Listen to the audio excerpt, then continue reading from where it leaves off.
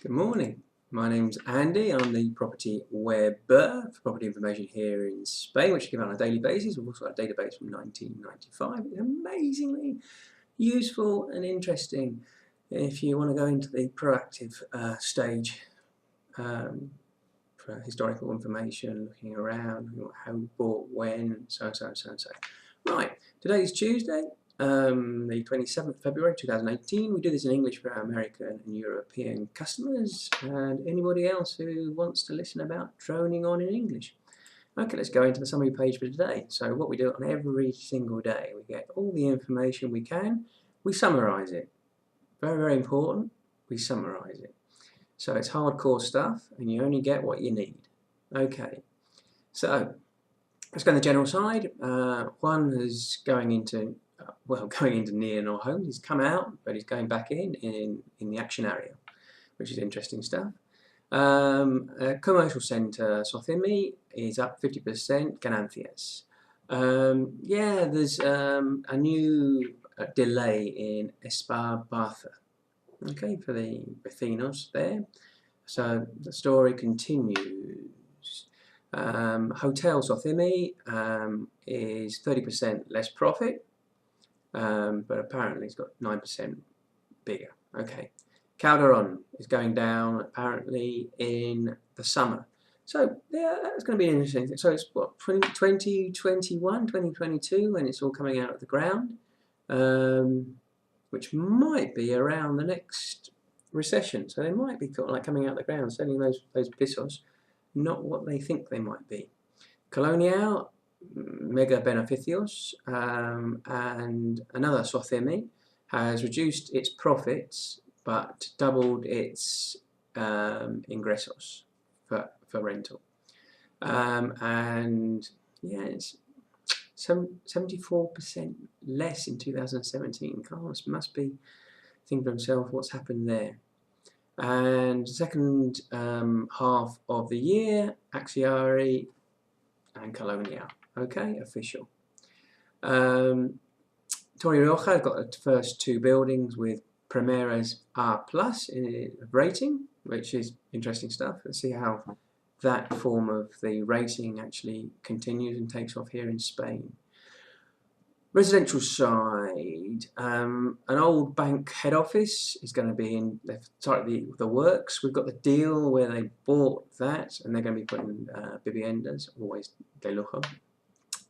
Green light for Navarra. It's going. If you got a, they can actually expropriate, buy in residential units that have been unoccupied for 2 years. That's going to cause a lot of heartache there. And subventions from the state for the construction of residential units in rental. Yeah, the boom in. It's an interesting article. If you get the chance, read it because it's just interesting. It's Photocasa and a couple of other people who put together this article. First of all, there's another thing about the price of rents in the various districts of Madrid, which is interesting to see. But also, yeah, there's apparently a new fluidity of conversations between the landlord now and the tenant, which is good in one hand but bad on the other, because it means now there's that more conversations. The landlord has the tendency to actually think about putting up the rent more and more. Then we go on to the domino effect on tourist flats in rent, and a new Socimi in residential is coming out in the map. Contracts that might be coming up for renewal or for rent in the next 6 months. 1,000 in locales in Sevilla. On the office, 1,250 in Barcelona, 530 in Barcelona, 500 in Barcelona, 1,125 in Madrid. Logistics company in Cadiz, 1,000. On the easy property side, let's see, there's a retail unit 275 in Núñez de Balboa, 230 in Claudia Cuello, 130 in Calle Alcalá. Offices 830 in Granbia, 1,500 in Lagasca, 1,000 in Pedro Textera, and 1,400 in Castellana, and 2,006 in Kai Salamanca. Okay, there we go. And on the gossip side, Sothemi is investing in 100, this has bought a cartera of 100 pesos in Vallecas. Yeah, that fund, we actually announced it back in November, but now it's official. They're going to be in 2 weeks' time opening up their new office. Okay, watch that space. And Anna Ent is going into as a Director General in CCRE, where it's not RE. Okay, it's another company. Interesting stuff. A very, very big co-working company, another big one, because they're also quite big, is going into Europe. So maybe worth giving a buzz, so they want to buy or rent out a whole building here in Madrid or Barcelona. And another bank is putting 700 million of residential land up for sale very, very shortly.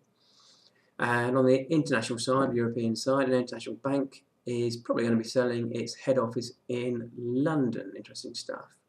On the deal side, yeah, a new investor, it's a new guy, yeah, has bought 3 industrial sites in Getafe, where he's going to be building, 30, 50, about 90,000 square meters of industrial. Interesting deal.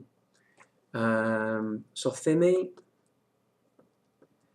has bought a building in Vallecas, and a fund has bought a international side, European side. Fund's bought a hypermarket in Bordeaux.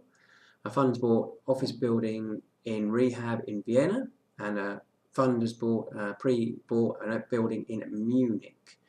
Market studies, I think it's a BNP market study on the logistics market. Okay, again going up into our database. If you go into deals, this is always very interesting. Well, just go back into the recession. If you go back to the recession of 2011, these are the deals that have taken place. So you know who's bought.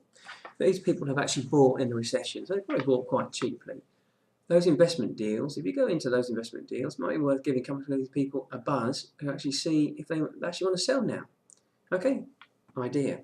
Okay, over here, if we go into building, you can go into any building and see the square meters, historial from about 1995, what's been happening, rentals, how they've been going up and down over the years, and who owns it, etc., etc., etc., and the observations of who's inside the building. Very, very potent stuff. Right, signing off for today. Thank you very much for listening. More fun with Property Web tomorrow morning. Thank you very, very much.